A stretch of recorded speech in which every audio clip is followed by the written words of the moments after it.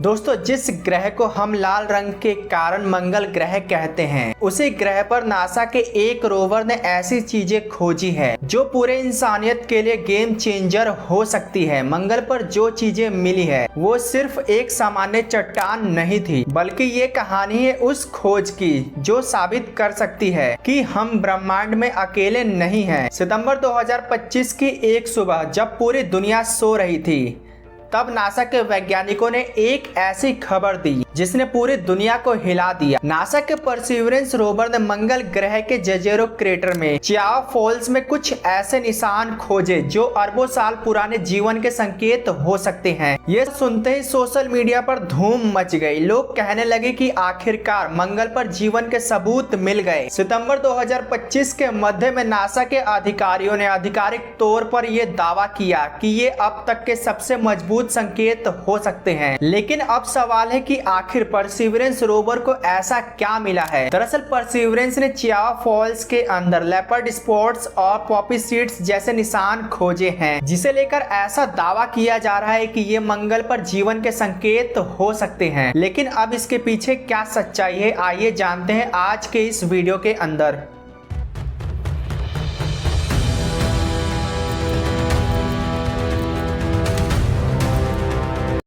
जुलाई 2024 में perseverance rover ने नेरेत्वा valley में एक अजीब सी चट्टान को देखा। ये तीर के आकार की चट्टान थी जो लगभग 3.2 फीट लंबी और 2 फीट चौड़ी थी। परसिवरेंस ने इस चट्टान के अंदर ड्रिलिंग की और एक सैंपल निकाला। ये रोवर के कलेक्ट सैंपल्स में से एक महत्वपूर्ण सैंपल था, लेकिन असली बात कुछ और थी। जब रोवर के पिक्सल और शेरलॉक उपकरण ने इसकी जांच की, तब चट्टान में एक अजीब से धब्बे दिखे। ये धब्बे बिल्कुल तेंदुए के शरीर पर पाए जाने वाले धब्बों की तरह दिखाई दे रहे थे। एक इंटरेस्टिंग फैक्ट ये है कि ये चट्टान 3.7 करोड़ साल पुराने समय की है, जब मंगल पर पानी था और वातावरण जीवन के अनुकूल था। यानी कि उस समय मंगल ग्रह पर झीलें और नदियां बहती थीं। सबसे हैरान करने वाली बात यह है कि इस चट्टान के अंदर आयरन रिच मिनरल्स और ऑर्गेनिक कंपाउंड के संकेत मिले हैं। वैज्ञानिकों द्वारा ऐसा कहा गया कि धरती पर इस तरह का कॉम्बिनेशन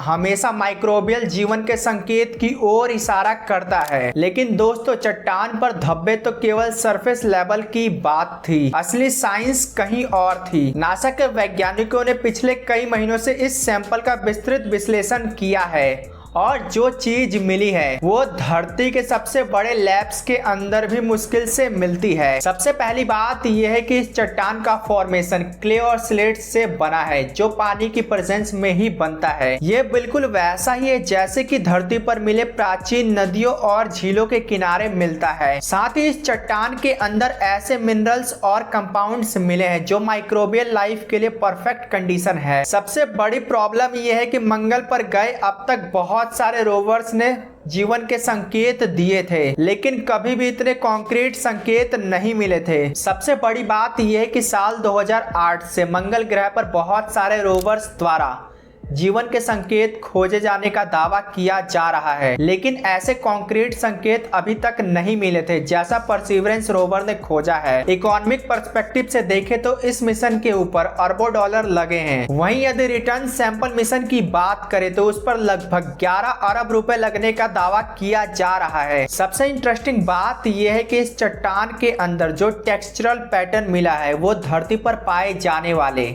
सबसे पुराने माइक्रोबियल जीवन की जगहों पर मिलते हैं, जो इस ओर संकेत करता है कि शायद पुराने समय में इस चट्टान के अंदर माइक्रोबियल लाइफ पनपी होगी। ये कॉन्ट्रास्ट था, एक तरफ धरती पर जब हम जीवन के कॉम्प्लेक्स संकेत देख रहे हैं, वहीं दूसरी ओर मंगल पर सबसे पुराने माइक्रोबियल जीवन के संकेत मिल रहे हैं। फरवरी 2021 परसिवरेंस रोवर मंगल ग्रह के जेजेरो क्रेटर में सक्सेसफुली लैंड हुआ। इस मिशन का टारगेट था मंगल ग्रह पर जीवन के संकेत को खोजना। ये क्रेटर 3.7 अरब साल पहले एक बड़ी झील था जो कि लाइफ के लिए परफेक्ट कंडीशन था। जुलाई 2024 में रोवर ने एक एरो शेप्ड रॉक को डिस्कवर किया।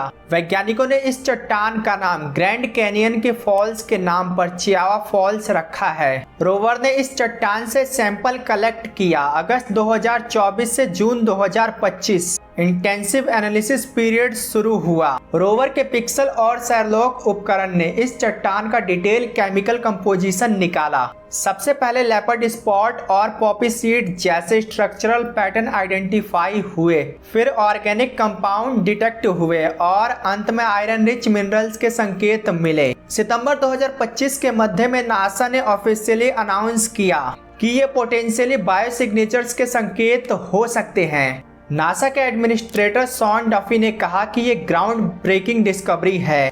इस बात को प्रूव करते हुए नेचर जर्नल ने भी एक रिपोर्ट प्रस्तुत की। परसिवरेंस रोवर ने बहुत सारे सैंपल्स कलेक्ट किए हैं बहुत सारी जगहों से, जिन्हें मार्स सैंपल रिटर्न मिशन के द्वारा धरती पर वापस लाया जाएगा।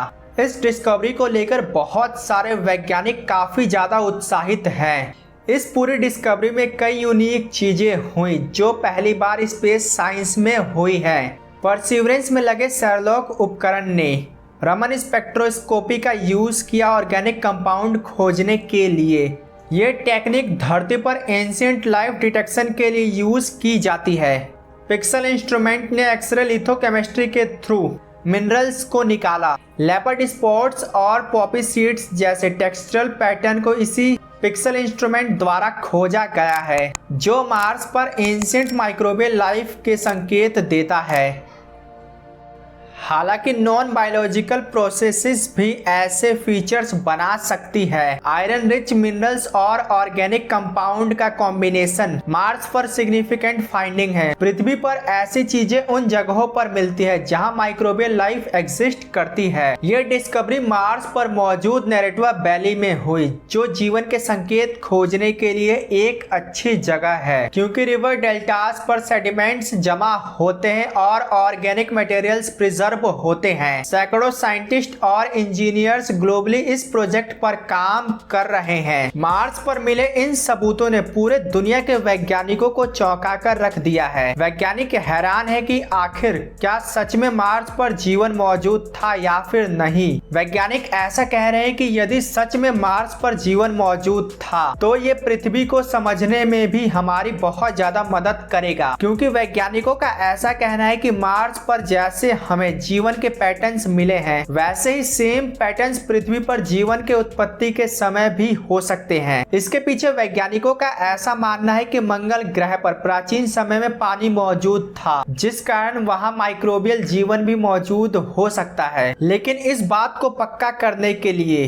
कि सच में प्राचीन काल में मार्स पर जीवन मौजूद था, हमें परसिवरेंस रोवर द्वारा कलेक्ट किए गए सैंपल्स को धरती पर लाकर टेस्ट करना होगा, जिसके बाद ही हम कह सकते हैं कि सच में मार्स पर जीवन मौजूद था या फिर नहीं। नासा के वैज्ञानिक जॉयल हिरोविट्ज के अनुसार रोवर ने अपनी मैक्सिमम कैपेसिटी पर इन सैंपल्स को टेस्ट किया है, लेकिन वो कहते हैं कि हमें इन सैंपल्स को धरती पर लाकर एनालाइज करना होगा ताकि हम पता लगा सके कि क्या सच में मंगल पर जीवन मौजूद था या फिर नहीं। इसके लिए हमें सैंपल रिटर्न मिशन का इंतजार करना होगा, जिसकी कॉस्ट लगभग $11 बिलियन है। सैंपल रिटर्न मिशन को साल 2030 में भेजा जाएगा। दोस्तों, इस मिशन की ओर पूरी दुनिया निगाहें गड़ाकर बैठी है, क्योंकि इस मिशन से हमें जीवन के बारे में बहुत सारी जानकारी मिल सकती है। फ्यूचर में भी ऐसे ही बहुत सारे मिशंस अलग अलग ग्रहों पर भेजे जाएंगे जो जीवन के संकेत को खोजेंगे। वैज्ञानिक यूरोपा, एनसेलेडस और टाइटन जैसे मून्स पर जीवन के संकेत होने की बात कहते हैं। ऐसा इसलिए क्योंकि वैज्ञानिक मानते हैं कि इतने बड़े ब्रह्मांड में केवल पृथ्वी पर जीवन मौजूद नहीं हो सकता है, बल्कि और भी ग्रहों पर जीवन मौजूद होने की संभावना है। ऐसे में अब तो ये फ्यूचर ही बताएगा वैज्ञानिकों को किसी और ग्रह पर जीवन के संकेत मिलेंगे या फिर नहीं। आपका इस बारे में क्या कहना है, नीचे कमेंट करके बताना ना भूलें। दोस्तों, क्या आप जानते हैं कि आखिर रशिया द्वारा भेजा गया वेनेरा मिशन क्या था? यदि आप इस बारे में जानना चाहते हैं तो इस वीडियो को देखना ना भूलें, जिसका लिंक डिस्क्रिप्शन में दिया हुआ है। इस वीडियो को देखने के लिए आपका बहुत बहुत धन्यवाद।